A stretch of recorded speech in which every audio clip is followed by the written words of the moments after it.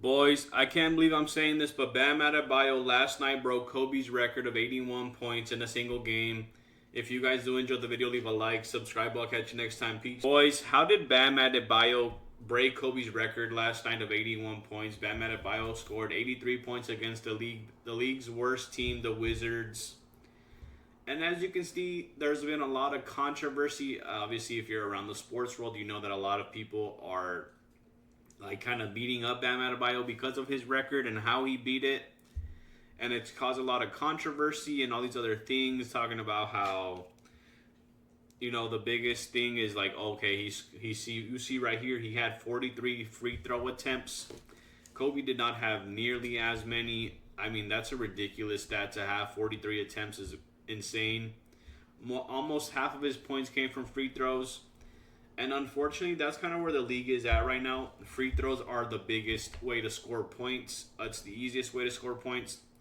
You see, like, Shane Gilgeous-Alexander, he automatically has, like, 20 free throws a game. And I think the biggest thing here for a lot of people is that, yes, Bam had a crazy first quarter. He had, like, 31 or something like that.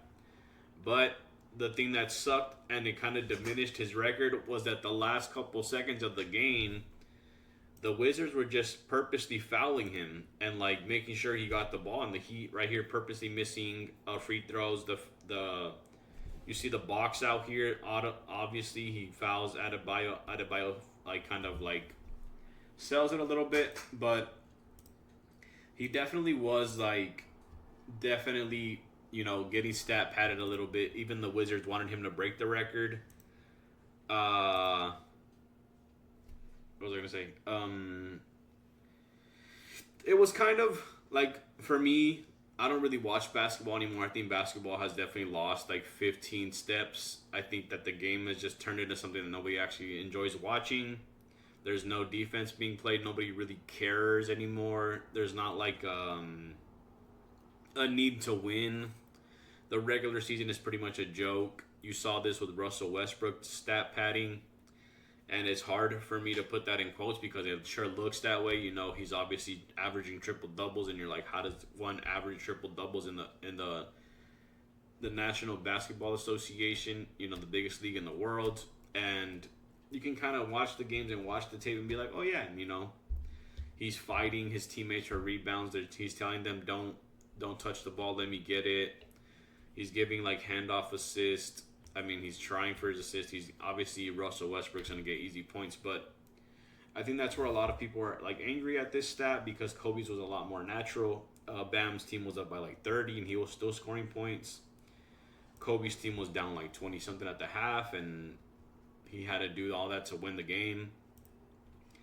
And then Mad Dog, a lot of these sports analysts, sports commentators talk about how it's disgusting and how that's not how the game of basketball is played. You've seen coaches, players, ex-players, current players. Everybody's basically saying, man, this record's a joke. Still highly impressive in my eyes. Obviously, like, you talk about how hard it is to put up, it's hard to put up that many shots and not be exhausted. Bam did his thing. He's a center.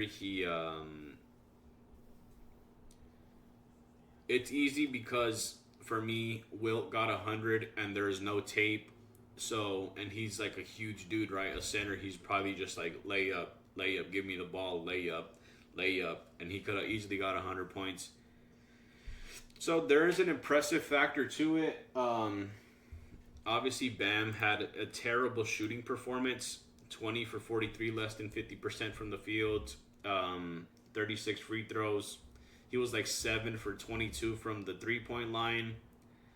And it feels like this record is kind of like has an asterisk of like, okay, you scored 83, but you had 36 free throws.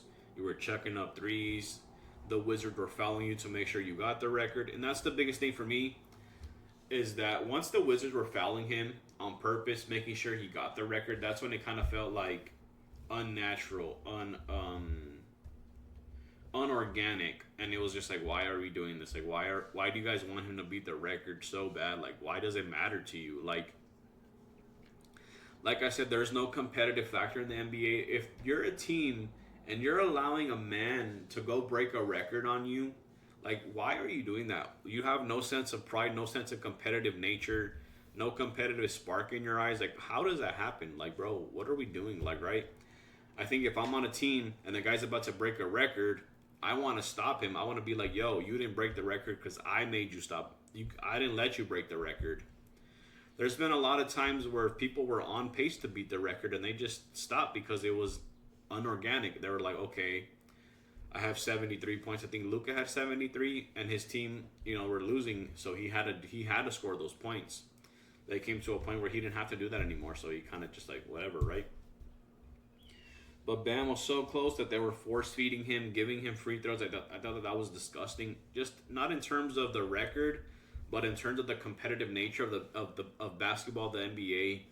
This league has been a joke for a very long time now. I think that it's been descending for a while, ever since 2015, if I'm not mistaken, 2016, somewhere in that 2016, 2018 type range, and it's been on a decline, and it's pretty clear to see why.